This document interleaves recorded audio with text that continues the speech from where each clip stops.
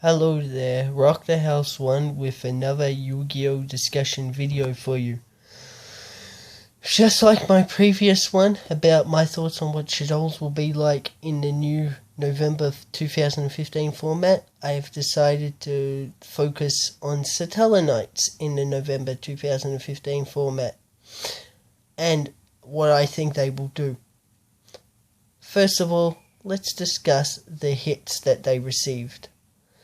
They didn't really receive any major hits, although Rotor to 1 does somewhat hurt their consistency, and Exciton Knight being banned does hurt the options that they have for rank 4s in their extra deck.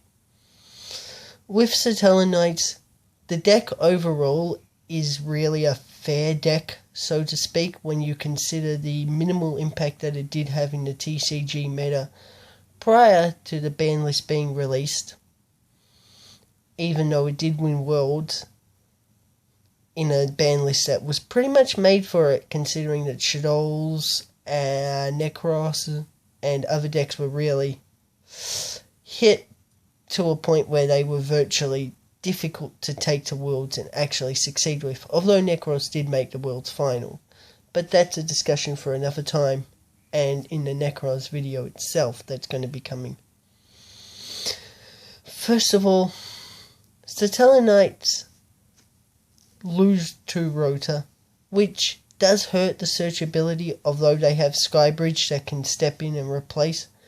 Different card, definitely, I agree there, but it still fills in for first turn plays, and you can go Unuk, dump Deneb, Skybridge into Altier, and then Altier revives the Deneb and make a play from there. And all Exciton does is really takes away one rank 4 that Satellarknights used.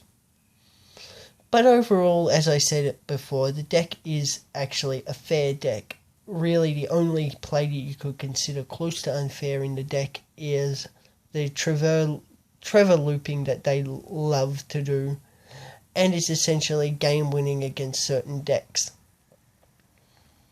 Do I see their position in the meta changing? Well, considering that they were probably the 4th best deck out of the 4 Duelist Alliance, out of the decks that were impacting the meta, I would even argue 5th with Cleafhots, but really it was Necros, Burning Abyss, Shadows, and then Satellarknights, who were a distant 4th to say the least. Yes, I know I'm probably stuttering a bit and just messing up points, but I am doing most of these on the fly, so yeah, that explains it.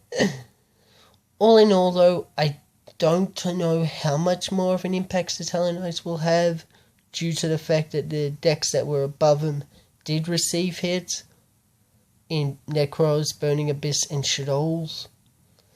But you've got decks like Cosmos, Magispectors who come in, and even Infernoids who come in and take the place of the 3 that have fallen. So Satellarknights could very well still be the 4th deck in the format, in which they'll probably be competing for that with Yang Zings. Do I see them potentially causing some waves at tournaments? Maybe. It's too early to think about that just now, seeing as we haven't even entered the November format. So we don't know just how exactly it's going to shape up. But I can see them possibly just lurking, waiting for their chance to pop up every now and again at either a YCS or a regional level event, just like they have this format and even the format before that, to be honest with you. All in all, I don't see much changing with Satellarknights outside of the Skybridge addition instead of the 2 Rotors, and another rank 4 coming in to replace the lost Exciton Knight. The game plan is still the same with the deck, as we know, the Altier, Deneb interactions, and the Trevor looping basically being GG for a lot of decks. Yeah. This has been Rock the House 1 saying bye bye for now.